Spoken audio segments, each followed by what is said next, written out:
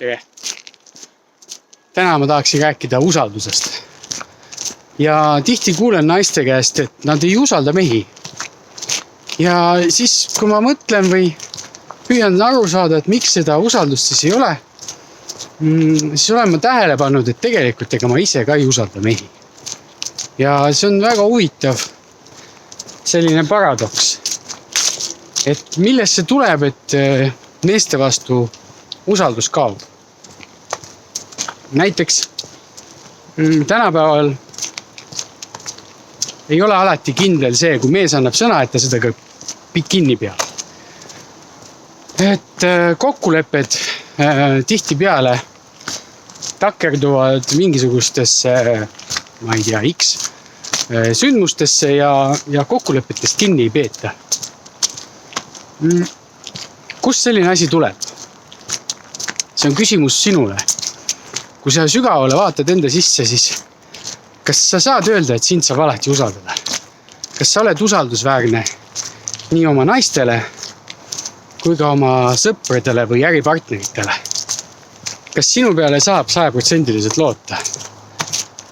Kui me mõtleme, kust see tuleb, siis võib-olla sellised vanema generatsiooni mehed, kes tegid oma esimesed tehingud 90-ndatel, harjutasid endale sisse kombe üle lasta või huiata või ära kaduda, sest et siis oli see normaalne. Meil oli selline metsik lääs, kus inimesed ikka vahel kadusid ära või lasid teineteist üle ja kadusid koos rahadega. Et seda on paljud meist ka oma nahal tunda saanud.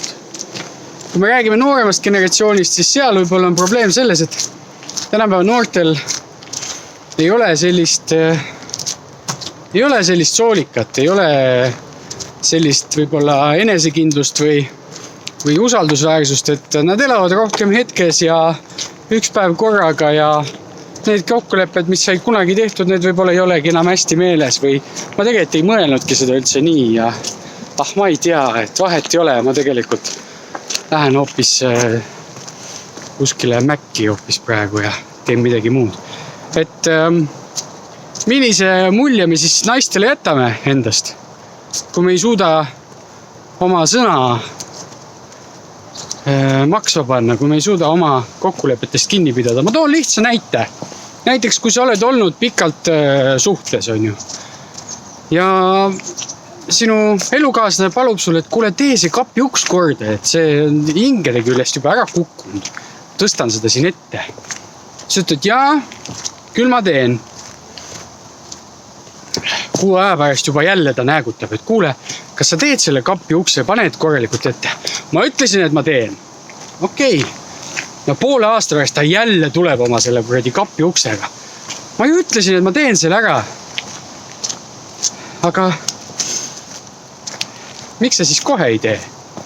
Miks sa jätad need asjad niimoodi unarusse? Miks sa ei täida oma lubadusi? Miks sa ei lõpeta oma projekte?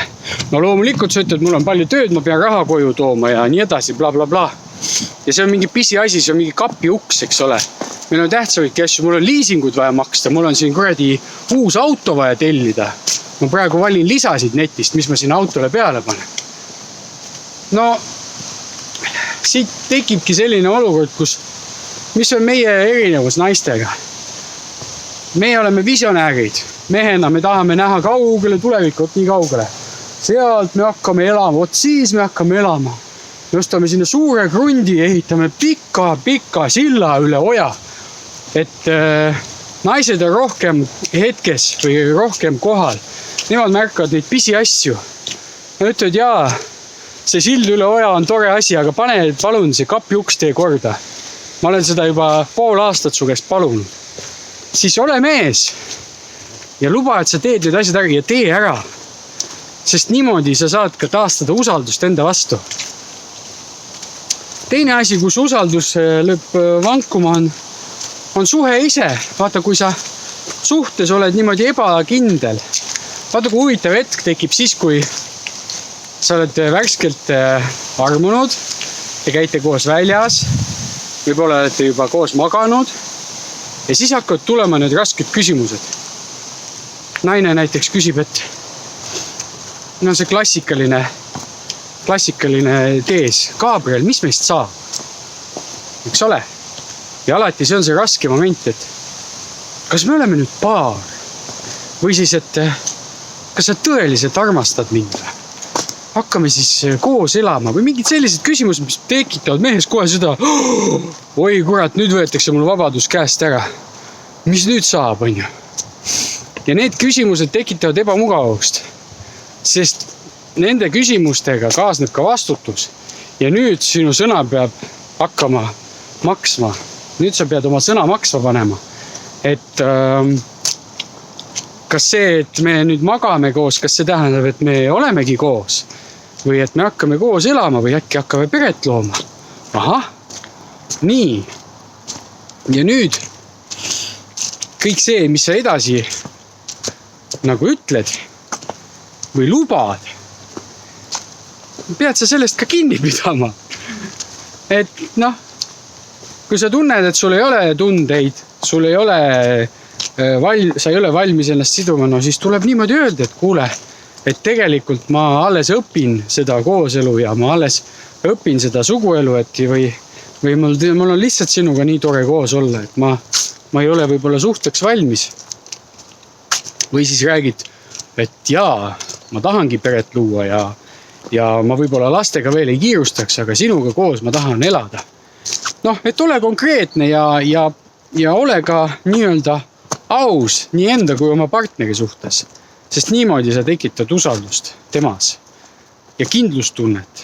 Sest naise jaoks on oluline, et tema kõrval on mees, kes vastutab oma sõnade eest, kes suudab nii-öelda pere eest seista. Sest kui ta ei suuda ka nagu oma sõnade eest seista, siis kuidas ta suudab veel pere eest seista või millegi eest vastutada? Mõtle selle peale. Mõtle, mida sinu sõna maksab. Kuidas sa oma sõnu loobid? Kuidas sa lubadusi täidad? Kes sa selline oled? Kas sa oled mees või ei ole?